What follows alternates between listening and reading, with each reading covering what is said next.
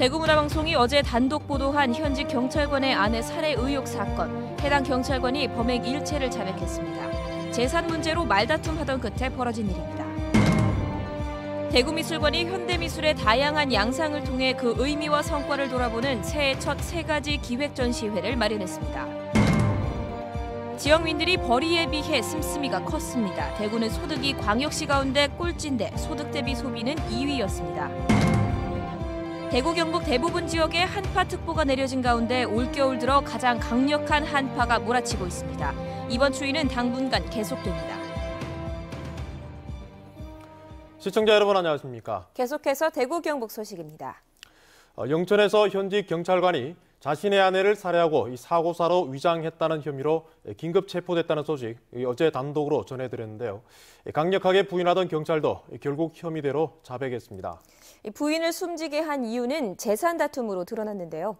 경찰은 이번 범행이 사전에 계획됐는지 여부를 집중 조사하고 있습니다. 박재영 기자가 취재했습니다. 영천의 한 저수지에 차량이 빠졌다는 신고가 119에 접수된 시각은 그제 오후 6시쯤. 현직 경찰관인 경위 52살 A씨가 자신의 아내 B씨와 차를 타고 가다 저수지에 추락했는데 자신은 차에서 탈출했지만 아내는 차 안에 있다는 내용이었습니다. 현장에 갔을 때는 50대 여성은 사망을 한 상태였고 이 사람은 그 물에 같이 빠져있으니까 밖에 나와 있는 상태였어요. 하지만 숨진 B씨의 유족들이 단순한 사고가 아니라며 반발하자 경찰은 부검을 통해 익사가 아니라 질식사라는 것을 확인했습니다. A 경위는 재산 문제로 아내와 다투다가 목을 졸라 B씨를 살해했다고 경찰에 자백했습니다.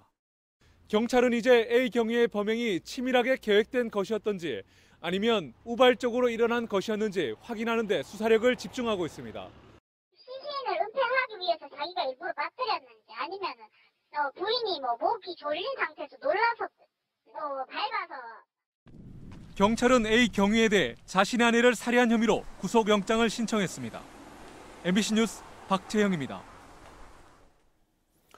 경영난으로 자진 폐교하는 대구 미래대 학교 법인이 당초 약속했던 대구대학교와의 흡수 통합을 제대로 이행하지 않으면서 교수와 학교 법인 간의 갈등의 골이 깊어지고 있습니다. 교수들은 학교 법인 측이 1,000억 원에 이르는 자산을 유치원 경영을 빌미로 사유화하려 한다고 주장하고 있습니다. 권윤수 기자가 보도합니다. 경북 경산에 위치한 전문대학인 대구미래대는 신입생 감소에 따른 경영난을 이유로 교육부에 자진 폐교를 신청했고 다음 달 28일 문을 닫습니다. 하지만 이 과정에서 학교 법인인 애광학원 측이 자진 폐교의 전제 조건이었던 대구대학교와의 흡수 통합을 제대로 이행하지 않았다는 주장이 제기되고 있습니다. 대구대학교와 대구미래대 간 통합을 위한 추진위원회가 구성됐지만 실무진 접촉을 제외하고는 공식적인 회의는 한 번도 없었던 것으로 확인됐습니다. 우리 학원 쪽의 통합추진위원회는 그동안 회의를 몇 번 했었어요. 네. 했었는데 그쪽하고의 접촉은 전혀 없었고요. 통합추진위원회 간의 어떤 연석회의라든지 접촉은 전혀 없었죠. 대구미래대 교수들로 구성된 대구미래대 애광학원 청산과 대구대 흡수통합을 위한 투쟁본부는 애광학원이 미래대를 폐교한 뒤 5만 평 학교토에 남게 되는 유치원 한 곳을 운영하는 방식으로 법인 자산을 사유화하려 하고 있다고 주장하고 있습니다. 통합이라는 것은 미끼였고 현실적으로는 자진 폐교만 이끌어내겠다. 그리고 이 땅 5만 평은 유치원 1개 운영하기 위해서 법인을 청산할 수 없고 그대로 유지해야 된다. 이것은 전형적인 사학들이 자기 자산을 사유화하는 방식이 되고 있다고 생각이 듭니다. 한편 학교 법인 측은 언론과 접촉을 하지 않은 채 어떤 공식적인 입장도 표명하지 않고 있습니다. MBC 뉴스 권윤수입니다. 대구를 두고 흔히 소비도시라고 하는데요. 전국 가계 소비를 분석해봤더니 대구와 경북은 다른 지역에 비해 상대적으로 소득은 낮은데 씀씀이는 큰 것으로 나타났습니다. 김은혜 기자입니다. 2016년 기준 대구 지역 소득은 7개 광역시 가운데 꼴찌, 경북은 9개 광역도 가운데 6위에 그쳤습니다. 특히 대구의 경우 연간 총급여가 3천만 원 이하의 근로자 비중은 64.5%로 전국 평균보다 높고 1억 원 이상인 고소득자 비중은 전국 평균보다 낮습니다. 하지만 소득 대비 소비가 대구는 63.9%로 광역시 가운데 인천 다음으로 두 번째로 높았습니다. 경북 지역도 소득 대비 소비가 62.4%로 광역도 가운데 다섯 번째로 높아 상대적으로 낮은 소득에도 불구하고 씀씀이가 큰 것으로 나타났습니다. 특히 대구의 경우 전체 가계 소비에서 차량 유지비와 사교육비 비중이 높습니다. 차량 유지비 지출 비율이 8.1%로 광역시 평균보다 0.5% 높았습니다. 대구 지역 대형 승용차 비율은 27.5%로 서울에 이어서 두 번째로 높았고 1인당 수입 승용차 대수는 0.05대로 전국에서 가장 많았습니다. 사교육비가 차지하는 비율은 7.7%로 울산과 경기에 이어서 세 번째로 높았습니다. 경북 지역도 넓은 면적에 비해 열악한 교통 여건으로 차량 유지비 지출 비율이 다른 광역도보다 높았고 고령화가 빠르게 진행되면서 보건 의료비 비중도 높았습니다.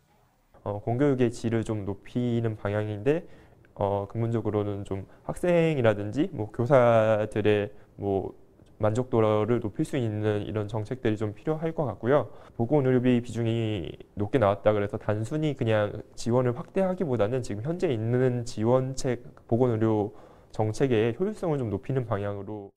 한국은행 대구 경북본부는 대구 경북 지역 가계들이 소득 여건에다 금리 상승에도 취약한 구조여서 가계부채 건전성에 대한 지속적인 모니터링도 필요하다고 분석했습니다. MBC 뉴스 김은혜입니다. 서울에서 올해 잇따라 쪽방 화재가 일어나 생활인들이 숨졌습니다. 쪽방 생활인들은 화재 등 각종 위험에 노출돼 있습니다만 마땅한 해결 방법을 찾지 못하고 있습니다. 개선 방법은 없는지 양관희 기자가 점검해봤습니다. 지난 5일 서울 돈이동 쪽방촌에서 불이 나 60대 남성 1명이 숨졌습니다. 다른 생활인이 쪽방에서 휴대용 가스버너로 라면을 끓이다 불이 번졌습니다. 여기서 얼마 떨어지지 않은 서울 종로우가의 한 쪽방 여관에서는 지난 20일 불이 나 6명이 숨졌습니다. 대구 중심가의 한 쪽방엔 먼지가 가득한 전기 배선이 어지러이 널려 있고 복도에 있어야 할 비상 조명 등은 비어 있습니다. 쪽방 생활인들은 서울 돈이동 화재 원인이 가스 버너인 것을 알지만 주방이 없어 비좁은 방 안에서 쓸 수밖에 없습니다. 객이 다 조심해야지. 임대 있으면 잘 있으면 잘 조심해야 되죠. 아무래도 학인부인데 위험한 부분인데 그래. 대구의 또 다른 쪽방 여관 밀집 지역. 층마다 있는 소화기는 30년이 지난 것입니다.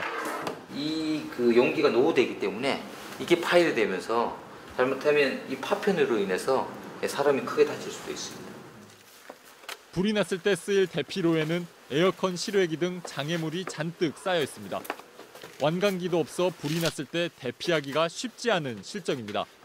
대피로도 장애물이 많이 있어서 대피하기 좀 어려운, 시민들이 사용 방법을 몰라서 화재가 발생했을 때 이용하지 못하는 그런 경우도. 대구시는 쪽방을 매년 점검한다면서도 소화 장비나 피난 장비, 화재 경보 시스템 등이 얼마나 설치돼 있는지 소방 시설 현황조차 모르고 있습니다. 이 방에는 그건 없어요? 화재 경보기는 없어요? 아유, 저번에 달아준다고 그러더니 소방서요. 대구의 쪽방 건물은 102개. 이곳에 사는 800여 명의 생활인들은 쪽방 못지않게 열악한 소방 시설과 대책 탓에 불안하기만 합니다. MBC 뉴스 양관입니다. 대구 미술관이 새해 첫 기획전시회를 시작했습니다. 현대미술의 다양한 양상과 대구 현대미술의 의미와 성과를 돌아보는 세 가지 전시회가 동시에 열리고 있습니다. 이상원 기자가 보도합니다. 한국 현대미술사를 조명하는 저항과 도전의 이단아들 전. 일부에서는 1960년대 시작돼 1980년대 말까지 반공 이데올로기, 기성 미술계, 산업화에 맞서 전위적 활동을 해온 한국의 아방가르드 미술 작품들을 만나볼 수 있습니다. 2부에서는 50년에 이르는 한국 행위예술에 주도적으로 참여한 작가 20여 명의 작품과 2000여 점에 이르는 아카이브 자료를 통해 한국 현대미술사의 한 부분을 조명합니다. 대구는 대구 현대미술대가 1974년에 만들어졌는데 박형기, 이강소를 비롯한 많은 작가들이 대구 출신이고 또 한국의 아방가르드와 행위미술에 큰 족적을 남긴 건 작가들이기 때문에 이번 대구미술관에서 가진 이 전시회는 아주 큰 의의가 있다고 생각합니다. 대구 지역을 기반으로 국내뿐 아니라 유럽 등에서 활발하게 작품 활동을 하고 있는 남춘모 작가의 개인전 풍경이 된 선전. 제 작업은 그 선 하나의 어떤 의미를 부여하고자 선의 그 입체감을 만들고 공간감을 부여하는 그런 작업을 지금까지 계속 해 나오고 있습니다. 대구미술관의 소장품 수집 방향과 성과를 볼 수 있는 전시에서는 시각예술의 조형 요소인 수직과 수평을 인간의 심적 기제인 충동과 연결해 형태적 변형과 아름다움에 주목합니다. 현대 미술의 그 대구 미술이 굉장히 중요한 역할을 하고 있는데 그 점을 이제 눈여겨 보셔야 될 것 같고요. 그다음에 한국 미술을 정리한 다음에 그다음에 이런 정신이 현대 작가에게 어떻게 이어지고 있는지 하는 것입니다. 대구미술관은 올 한 해 동안 대구미술의 역사성 조명, 한국 근현대 미술 거장 조명 등 대구미술은 물론 세계 속 한국미술의 정체성을 찾아나가기 위한 기획 전시회를 이어갈 예정입니다. MBC 뉴스 이상원입니다. 대구 영북 전 지역에 한파특보가 내려진 가운데 올겨울 들어 가장 추운 날씨를 보이고 있습니다.